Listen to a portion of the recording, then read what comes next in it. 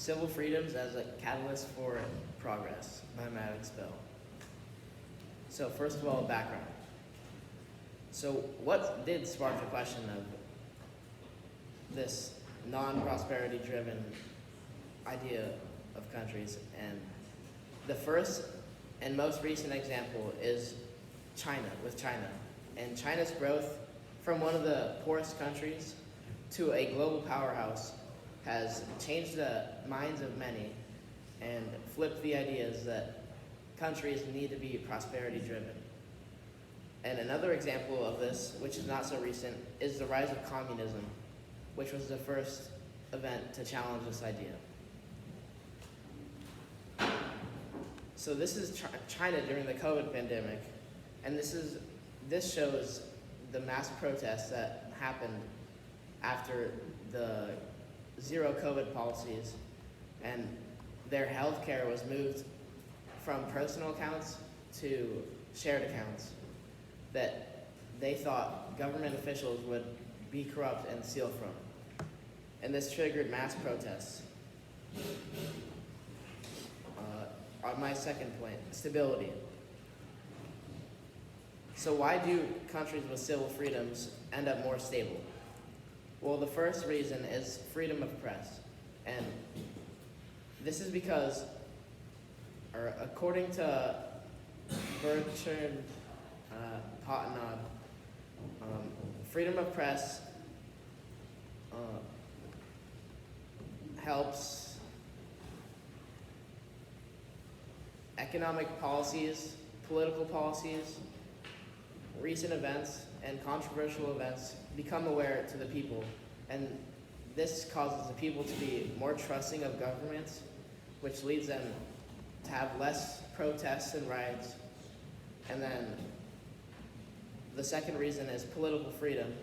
And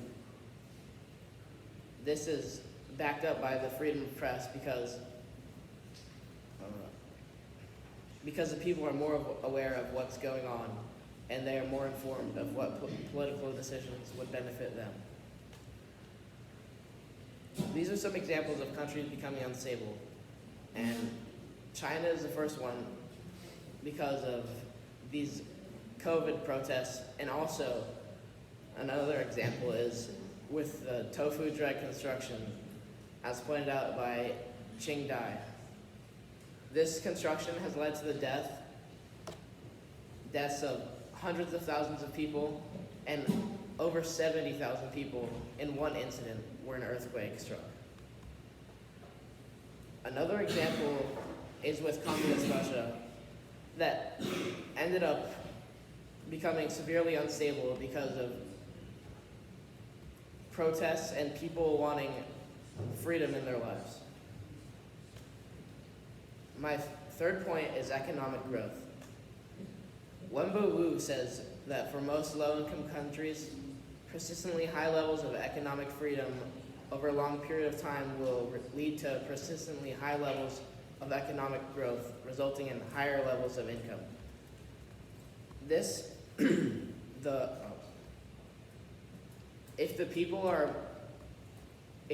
are more economically successful, the country will be more economically successful, and this will lead them to have greater power in the world. And here's my counterclaim.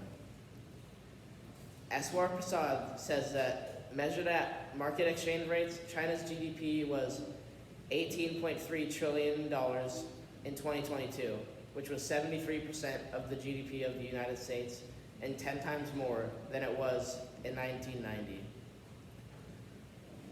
Although China may be economically prosperous, it's not prosperous in the fact that the people are being taken advantage of and have relatively low incomes, and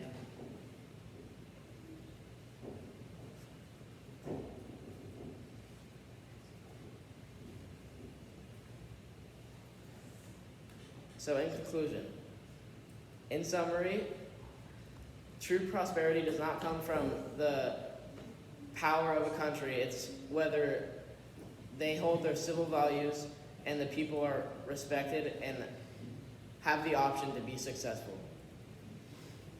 And that's my... Okay.